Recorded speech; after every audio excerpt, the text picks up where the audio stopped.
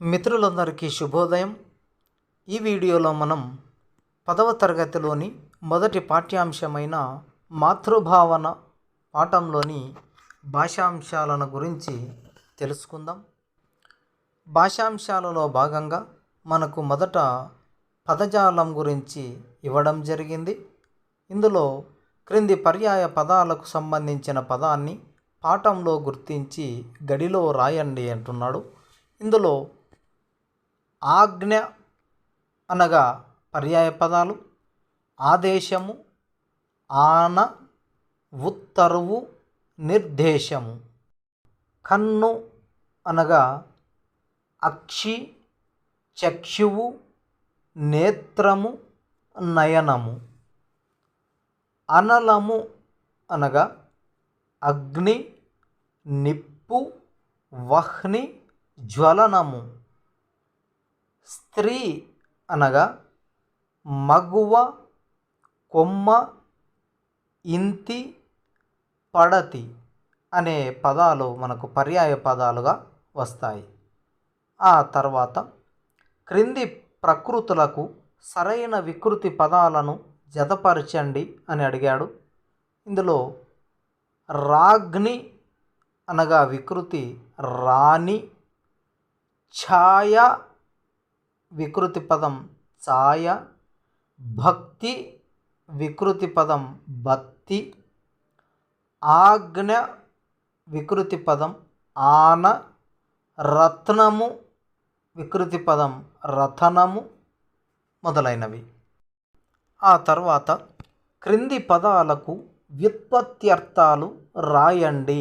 వ్యుత్పత్త్యర్థాలు అంటే ఒక పదం యొక్క పుట్టు పూర్వోత్తరాలను గురించి తెలియజేసేది వ్యుత్పత్త్యర్థం. ఇందులో శివుడు అనగా సాధువుల హృదయాన శయనించు ఉండువాడు మంగళప్రదుడు ఈశ్వరుడు. పతివ్రత అనగా పతిని సేవించుటయే వ్రతంగా కలిగినది సాధ్వి. పురంధ్రి అనగా గృహమును ధరించునది ఇల్లాలు. అంగన అనగా శ్రేష్టమైన అవయవములు కలది స్త్రీ. ఆ తర్వాత క్రింది పదాలకు నానార్థాలు రాయండి అని అడిగాడు. నానార్థాలలో నానా అనగా అనేక, అర్థములు కలిగిన పదాలు నానార్థాలని అర్థం. ఇందులో నానార్థాలు చూసినట్లయితే వాసము అనగా ఇల్లు, వస్త్రము, కాపురం. సూత్రము అనగా నూలిపోగు, జంధ్యము, ఏర్పాటు. చరణము అనగా పాదము, పద్యపాదము, కిరణము. హరి అనగా కోతి, ఇంద్రుడు, విష్ణువు. రత్నము అనగా మణి, విలువైనది, శ్రేష్టము మొదలైన పదాలు నానార్థాలుగా వస్తాయి. ఆ తర్వాత క్రింది పదాల్లోని ప్రకృతి వికృతి పదాలను వేరు చేసి రాయండి అని అడిగాడు. ఒకసారి వాటిని గమనించినట్లయితే ప్రకృతి వికృతి గౌరవము, గారవము, పుణ్యము, పుణ్యము, గృహము, గీము, అమ్మ, అంబ, భాగ్యము, భాగ్యము, బ్రహ్మ, బొమ్మ, బొమ్మ, జ్యోతి, జ్యోతి, రాశి, రాశి, దోషము, దోషము. ఆ తర్వాత వ్యాకరణాంశాలు. క్రింది పదాలను పరిశీలించండి. వాటిలో సవర్ణ దీర్ఘ, గుణసంధి, వృద్ధి సంధులు మొదలైనవి ఉన్నాయి. వాటిని గుర్తించి విడదీసి సూత్రాలు రాయండి అని అడిగాడు. ఇందులో సవర్ణ దీర్ఘ సంధిలో 2 పదాలు వస్తాయి. సవర్ణ దీర్ఘ సంధి యొక్క సూత్రం ఆ, ఈ, ఉ, రు లకు సవర్ణమైన అచ్చులు పరమైనప్పుడు క్రమంగా వాటి దీర్ఘము ఏకాదేశమగును. ఇందులో మొదటి పదం పుణ్యావాసము. ఈ పదాన్ని మనం విడదీసినట్లయితే పుణ్య ప్లస్ ఆవాసము. ఇందులో మొదటి పదం చివర అకారానికి రెండవ పదం మొదట అకారం వచ్చి ఈ రెండు పదాలను కలిపి రాసినప్పుడు దీర్ఘం అనేది ఏకాదేశంగా రావడం వల్ల ఇది సవర్ణ దీర్ఘ సంధి అయినది. స్నిగ్ధాంబుద పదాన్ని విడదీసినట్లయితే స్నిగ్ధ ప్లస్ అంబుద. ఇందులో కూడా మొదటి పదం చివర అకారానికి రెండవ పదం మొదట అకారమే రావడం వల్ల ఈ రెండు పదాలని కలిపి రాసిన సమయంలో మనకు దీర్ఘం అనేది ఏకాదేశంగా రావడం వల్ల ఇది కూడా సవర్ణ దీర్ఘ సంధి అనే రూపం ఏర్పడినది. తర్వాత గుణసంధి యొక్క సూత్రం అకారానికి ఈ ఉ రులు పరమైనప్పుడు క్రమంగా ఏ ఓ అర్లు ఏకాదేశంగా వస్తాయి. ఇందులో మొదటి పదం మదోన్మాదము అనే పదాన్ని విడదీసినట్లయితే మద ప్లస్ ఉన్మాదము అంటున్నాడు. అంటే అకారానికి ఉకారం అనేది రావడం వల్ల ఈ రెండు పదాలను కలిపి రాస్తే ఓ అనేటువంటి అక్షరం ఆదేశంగా వచ్చింది కాబట్టి ఇది గుణసంధి యొక్క రూపం ఏర్పడినది. సరభసోత్సాహం పదాన్ని విడదీసినట్లయితే సరభస ప్లస్ ఉత్సాహం. ఇందులో సరభస ఆకారానికి ఉకారం అనేది ఇక్కడ ఆదేశంగా రావడం వల్ల ఈ రెండు అక్షరాలకు బదులుగా ఈ పదాలను కలిపి రాసిన సమయంలో ఓ అనేటువంటిది ఆదేశంగా రావడం వల్ల ఇక్కడ గుణసంధి అనే రూపం ఏర్పడినది. గుణసంధిలో గుణాలు అని వేటికి పేరు అంటే ఏ ఓ అర్ అనేటువంటి ఈ మూడు అక్షరాలని మనం గుణాలు అని పిలుస్తాం. అలాగే వృద్ధి సంధి యొక్క సూత్రంని అకారానికి ఏ ఐలు పరమైనప్పుడు ఐకారము, ఓ అవులు పరమైనప్పుడు ఔకారము ఏకాదేశమగును అని అంటున్నాడు. ఇందులో గుణౌద్ధత్యం అనే పదాన్ని మనం విడదీసి రాసినట్లయితే గుణ ప్లస్ ఔద్ధత్యం. ఇందులో మొదటి పదం చివర అకారానికి రెండవ పదం మొదట ఔకారం ఆదేశంగా వచ్చింది కాబట్టి అకారానికి ఔ అనేది వస్తే ఈ రెండు పదాలను కలిపి రాసిన సమయంలో ఔకారమే ఆదేశంగా వస్తుంది. కాబట్టి ఇలా వస్తే అది వృద్ధి సంధి రూపం ఏర్పడుతుంది. రసైక స్థితి పదాన్ని విడదీసినట్లయితే రస ప్లస్ ఏకస్థితి అన్నప్పుడు మొదటి పదం చివరిలో అకారానికి రెండవ పదం మొదట్లో ఏ అనేటువంటి అచ్చు రావడం వల్ల అకారానికి ఏ రావడం వల్ల ఈ రెండు పదాలను కలిపి రాసిన సమయంలో ఐకారం అనేది ఆదేశంగా రావడం వల్ల ఇది వృద్ధి సంధి రూపం ఏర్పడినది. వృద్ధి సంధిలో వృద్ధులు అనగా వేటికి పేరు అంటే ఐ ఔ అనేటువంటి ఈ రెండు అచ్చుల్ని మనం వృద్ధులు అని చెప్పి వీటిని పిలుస్తాం. తరువాత క్రింది పదాల్లో ఉత్వ సంధి, త్రిక సంధి, రుగాగమ సంధి, లు ల నల సంధులు ఉన్నాయి. పదాలను విడదీసి సంధి జరిగిన తీరును చర్చించండి అంటున్నాడు. ఇందులో ఉత్వ సంధి యొక్క సూత్రం ఉత్తునకు అచ్చు పరమైనప్పుడు సంధి నిత్యముగా జరుగుతుంది అంటున్నాడు. ఈ పదం మనం చూసినట్లయితే బంధమూడ్చి. ఈ పదాన్ని విడదీస్తే బంధము ప్లస్ ఊడ్చి అంటున్నాడు. ఇందులో రెండు అచ్చమైనటువంటి రెండు తెలుగు పదాలు. బంధము అన్నప్పుడు ములో ఉకారానికి రెండవ పదం మొదట ఊ అనేటువంటి అచ్చు రావడం వల్ల ఈ రెండు కూడా సంధి నిత్యముగా జరిగి బంధమూర్చి అనేటువంటి రూపం ఏర్పడింది కాబట్టి ఇది ఉత్వ సంధి. త్రిక సంధి యొక్క సూత్రం. త్రిక సంధిలో త్రికములు అనగా ఆ, ఈ, ఏ అనేటువంటి 3 అచ్చులను మనం త్రికములు అని పిలుస్తాం. ఈ త్రికము మీద అసంయుక్త హల్లునకు ద్విత్వం బహుళముగానగు అని మరి ఒక సూత్రం. ఆ ద్విత్వం వచ్చినప్పుడు ఆచ్చికంబైన దీర్ఘమునకు హ్రస్వము బహుళముగానగు అని మరి ఒక సూత్రం ఉంది. ఇక్కడ పదాన్ని మనం చూసినట్లయితే అవ్వారల అన్నప్పుడు ఆ పదాన్ని విడదీసుకుంటే ఆ ప్లస్ వారల అని విడదీసుకుంటాం.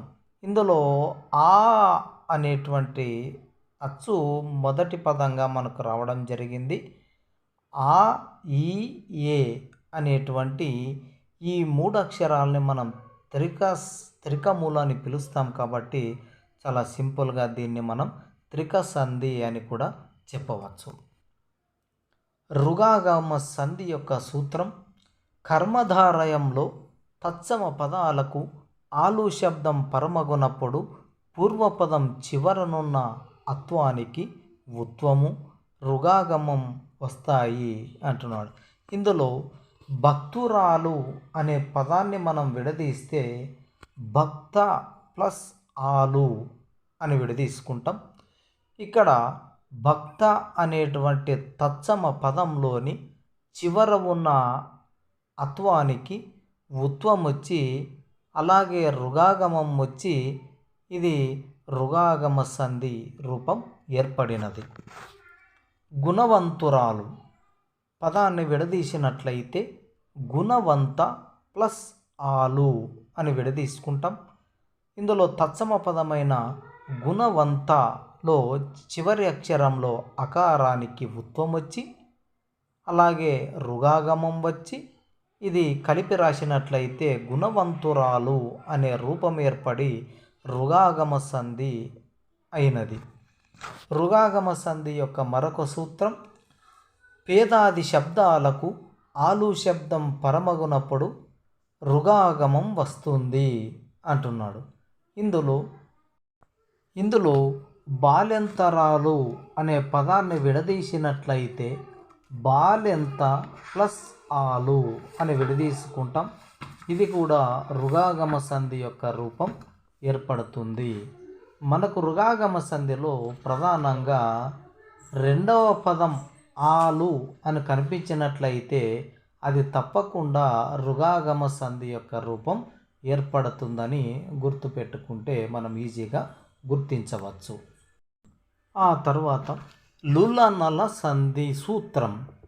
లులనలు పరమగునప్పుడు ఒకానొకప్పుడు వర్ణమునకు లోపము తత్పూర్వ స్వరమునకు దీర్ఘము విభాషగా వస్తాయి.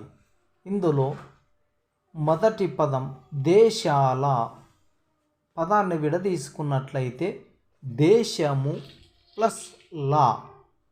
ఇందులో మొదటి పదం చివర ఉన్నటువంటి మువర్ణము లోపం ఏర్పడి దానికి ముందున్న ష అనేటువంటి అక్షరానికి దీర్ఘం వచ్చి దేశాల అనేటువంటి రూపం ఏర్పడినది. ఇది లులనల సంధి. పుస్తకాలు పదాన్ని విడదీస్తే పుస్తకము ప్లస్ లు. ఇందులో కూడా చివర ఉన్న మువర్ణానికి లోపం వచ్చి దానికి ముందున్న క అక్షరానికి దీర్ఘం వచ్చి ఇది లులనల సంధి యొక్క రూపం వచ్చినది. సమయాన పదాన్ని విడదీస్తే సమయము ప్లస్ నా.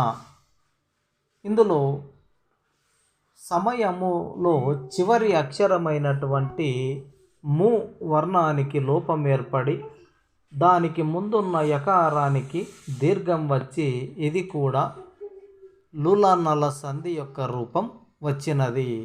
ఒక పదాన్ని మనం విడదీసుకున్నప్పుడు రెండవ పదంగా ఒకే ఒక అక్షరంగా లు కానీ లా కానీ నా కానీ వచ్చినట్లయితే అది తప్పనిసరిగా లూలానల సంధి అనేటువంటి రూపం ఏర్పడుతుంది. క్రింది పద్య పాదాల్లోని అలంకారాన్ని గుర్తించండి, లక్షణాలను సరిచూసుకోండి అంటున్నాడు. ఇందులో మనకు ఒక పద్యపాదం ఇచ్చాడు.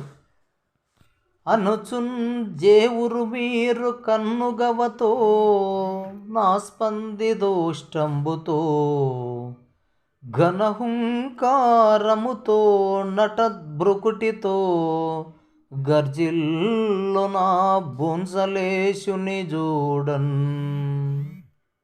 మరి ఇందులో ఈ పద్యపాదంలో మనకు స్వభావోక్తి అలంకారం కలదు అంటున్నాడు.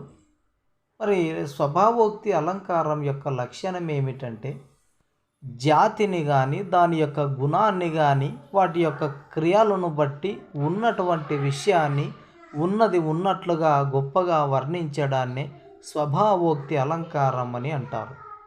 ఈ పద్యపాదంలో శివాజీ యొక్క కోపాన్ని ఉన్నది ఉన్నట్లుగా అంటే ఎర్రబడినటువంటి కన్నులతో వణుకుచున్నటువంటి పెదాలతో అదురుతున్న నుదురుతో గట్టి హుంకారముతో గర్జించాడని ఉన్న విషయాన్ని ఉన్నట్టుగా సహజంగా వర్ణించడం జరిగింది. ఇలాంటి లక్షణాలన్నీ కోపంతో ఉన్నప్పుడు మానవులకు సహజంగా కలిగేవి కాబట్టి ఉన్న విషయాన్ని ఉన్నట్లుగానే చాలా చక్కగా వర్ణించినట్లయితే అది స్వభావోక్తి అలంకారం అవుతుంది. క్రింది పద్యపాదాలకు గురు లఘువులను గుర్తించి ఘన విభజన చేసి అవి ఏ పద్యాలకు సంబంధించినవో నిర్ణయించండి, వాటి లక్షణాలను చర్చించండి. ఇందులో మనకు ఆ ఏమి యొక్క రానివాసమును బున్యావాసమును తెచ్చిన అనేటువంటి ఒక పాదం ఇచ్చాడు. ఈ పాదం అనేది మస జస తతగా అనేటువంటి లక్షణాలు వచ్చాయి కాబట్టి ఇది శార్దూలానికి చెందిన పద్యమైనది. తర్వాత అనల జ్యోతులని పతివ్రతల బాపాచారులైడాయు భూ అన్న పద్యం ఇవ్వడం జరిగినది. ఈ పద్యపాదాన్ని ఘన విభజన చేస్తే సభరణమయవ అనేటువంటి లక్షణాలు వచ్చాయి కాబట్టి ఇది మత్తేబానికి చెందిన పద్యం. ఆ తర్వాత క్రింది పదాలను విడదీసి అనునాసిక సంధి సూత్రంతో అన్వయించి చూడండి అన్నాడు. ఇందులో వాంగ్మయం అనే పదాన్ని విడదీసినట్లయితే వాక్ ప్లస్ మయం,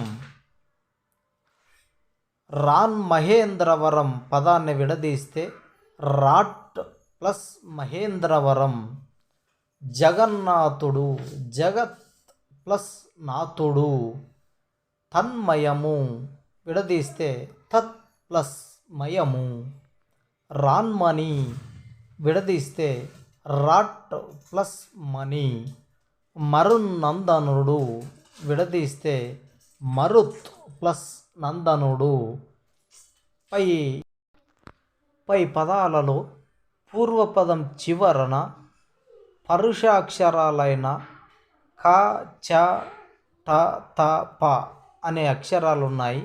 రెండవ పదం మొదట నా మా అనే అనునాసికాక్షరాలు ఉన్నాయి. కాబట్టి ఇలా అనునాసికాక్షరాలకు పరుషాక్షరాలకు మధ్య జరిగే సంధిని మనం అనునాసిక సంధి అని చెప్పవచ్చు. అనునాసికాలు అంటే ముక్కు సహాయంతో పలకబడేటువంటి అక్షరాలు అంటే ఒక వర్గాక్షరం యొక్క చివరి అక్షరాలైన జ్ఞ, ఇన, అన, నా, మా అనే అక్షరాలు కనుక వచ్చినట్లయితే అది అనునాసిక సంధి అవుతుంది. మిత్రులందరికీ ధన్యవాదములు. ఈ వీడియో కనుక మీకు నచ్చినట్లయితే లైక్ చేయండి, షేర్ చేయండి, సబ్స్క్రైబ్ చేసుకోండి. Thank you.